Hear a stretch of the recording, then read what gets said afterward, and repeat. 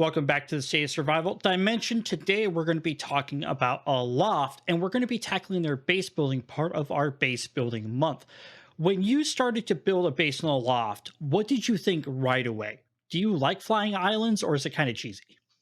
I love the fact that I can keep my base with me in a loft because, as you know, and as anybody that's listened to our podcast before knows, I am a hoarder of anything I find. I pick up anything and everything just about my pockets, backpack, whatever. My storage system in any game is always full.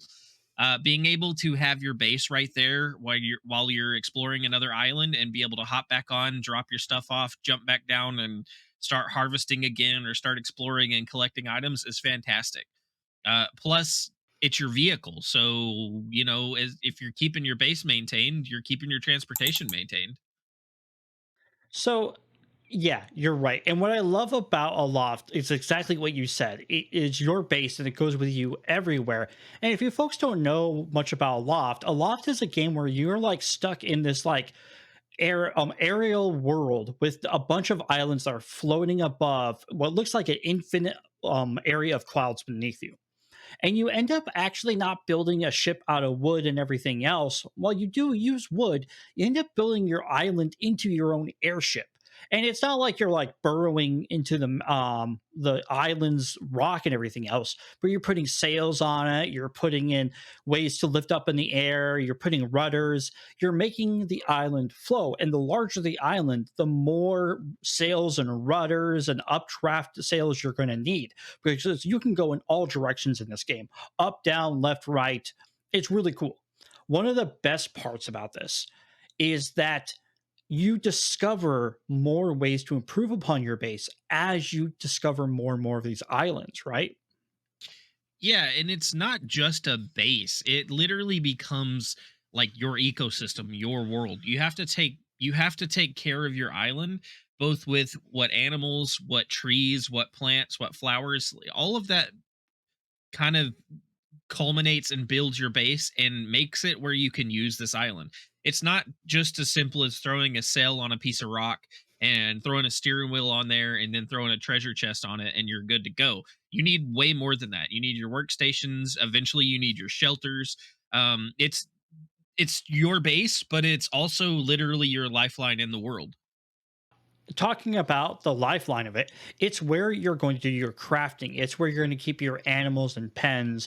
It's where you're going to eventually build windmills that make your crafting stations more automated so you can fabricate more of that wool into wool cloth to make better sails, to go further in the game, be able to go faster and all that kind of stuff. But the game also has combat in it, and your base kind of doesn't necessarily play a role in combat, but it does play a role in kind of environmental damage when you're going in between these zones. And if you don't have a strong enough sails or other kind of things like rudders, it will destroy your ship and you won't be able to get into the inner ring or maybe back out again because you're not strong enough with your sails.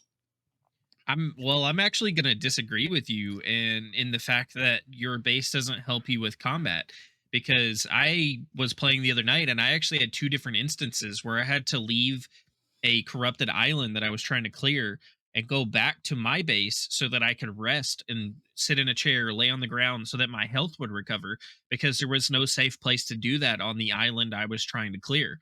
And if my home base, my safe place wasn't nearby, I don't know where I would have had to go to get that rest, to get my health back up.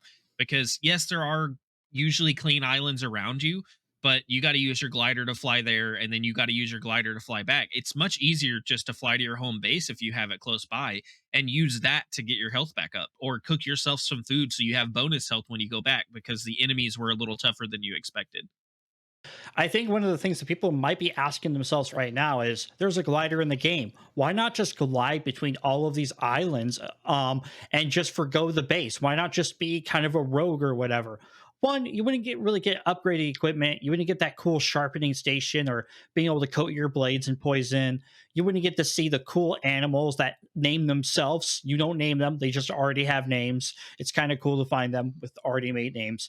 But the problem with it is you can't fly between groups of islands by yourself. You encounter massive turbulence and you will die every time. So you need to have an island that you've put sails on and rudders to be able to travel from one group of islands to the other, and much less find the Leviathan island that you need to, well, essentially purge the corruption from to complete the game. That's what you were telling me earlier before we started the podcast, because I'm not to that point yet. Where I'm at right now, I can fly with my glider wherever I want. I don't have any issues really. I can fly up as high as I want. I can fly down as low as I want, obviously within the boundaries of the game. But I don't have any issue flying between islands and groups of islands, other than the fact that it's relatively slow. It's not insanely slow. It's not like boringly slow to use your glider, but it is slower than using the your island, your base, and flying that way. So you could, like, early game, fly back and forth with the glider for certain instances. But we talked about the islands, we talked about the animals. One of the things in the game that you do is you have to build the ecosystem of certain islands to cleanse those islands and to make them useful and make you be able to harvest the resources from them. You can't really do that without having a home base and a home island, because sometimes that island is missing an animal and you need a way to fly that animal to that island to rebuild the ecosystem. If you can't send an animal to your island, you can't some things you can't just put in your pockets. The sheep, for example, you can pick them up, you can carry them with you, you can send them to your island. You can't put the sheep in your backpack. You could put the frogs, the salamanders, the birds, things like that in your backpack. The sheep don't fit for some reason, but you need an island to be able to carry those things and progress in the game and get farther. We've talked a lot about the obstacles for base building, what the base building is good for, and everything else, but we haven't actually talked about how the base building system works inside of a loft. And I think that's a good thing for us to talk about because I like a loft base building because it allows you to do snapping points and then you could turn off the snapping if you wish to. But one of my favorite features about the base building is you can actually select it's kind of like a stretch as you go kind of thing. Like it could be 1 meter long, like a square stock piece of wood, or it could be like 10 feet long or whatever.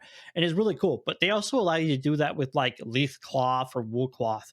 And you can really customize your base to look really cool. And one of the best things I've noticed about this game is they have procedural generation, but the procedural generation isn't necessarily the whole island being procedurally generated. It's more of these islands pop up procedurally and then they already have pre-built stuff on them. But as you fly around this world, you'll be given ideas of how to build a base on these islands because of what the devs have put out there showing a past civilization. But one of the coolest features about base building is the sketchbook. And I 100% think this is a base building mechanic, is the ability to walk up to something and be all like, oh, dude, I love that bench they made here. How do I make it? You pull a sketchbook out, and as long as you have charcoal and paper, you can actually learn the recipe to make it with the sketchbook. And it's amazing because you can learn how to make sails, rudders, improved mechanics. It's how you learned how to make your first, I think it was the coloring bench. It's the first time you learn how to make a coloring bench. Like, and you can do this with everything. So if you're lucky, you can actually learn how to make some like more end game kind of base building recipes earlier if you get the right kind of procedural generation. Yeah, you need to keep the sketchbook, charcoal, and paper with you pretty much at all times. And anytime you find a building or something interesting, at least pull the sketchbook out and try to see if you can scan it and or sketch it. Because there's things that I didn't think that I needed to know that I could sketch in the sketchbook and learn. For example, when you open the build menu for building a shelter, there's a lot of different wood options that you already have. However, I noticed real quickly that I don't have all of those options like I thought, because I pulled the sketchbook out while I was standing in a wooden building and I realized, "Oh, I need to scan the archway. I don't have a wooden archway yet." And then I found like a stone lighthouse, and the same thing. I don't have any of the stone stuff that I know of, but I can sketch all of this. So now I can build these stone archways, these stone windows, the stone walls, all because I had the sketchbook and I was able to sketch it down and learn that. Now, putting a pretty bow on all of this, I would have to say a loft space building system is like many of the other games we have covered so far. It is a option to go down, but it is a fun option. And there are things that you're going to have to build. There are going to be things that you're going to have to make sure you have. And once you get those, you start really kind of wanting to make it more of your own, building upon it, whether it's aesthetics or making sure your sheep don't walk off the edge of the island. I've never had that happen, I swear to God. But no, I mean, it's just a fun system. And because they made the island movable and made it so you can make your base on that island, it became a lot of fun. The last thing I'll say about this is you can play a lot with your friends. And I love the fact that they allow you to bring your islands with you if you wish to play with other people. And that was kind of a fun, like interesting kind of thing because most times when you play with people, on single player and they allow you to come play with them, you have to help them with their work and stuff and not bring your own. But at the end of the day, I love Aloft's attempt at base building, and I think I can't wait to see what other things they do. Well, we need to wrap this up like right now because I just realized that there's a potential for sheep to walk off your base, and I haven't built a fence yet. So I gotta go play some Aloft real quick. Oh, that's so bad. But folks, thank you guys very much for watching our podcast episode on Aloft Space Building. Please remember to like and subscribe and join me in thanking Dimension 119 and Red Falcon for always being here and helping me run the show. Ta-ta for now. See you in another dimension.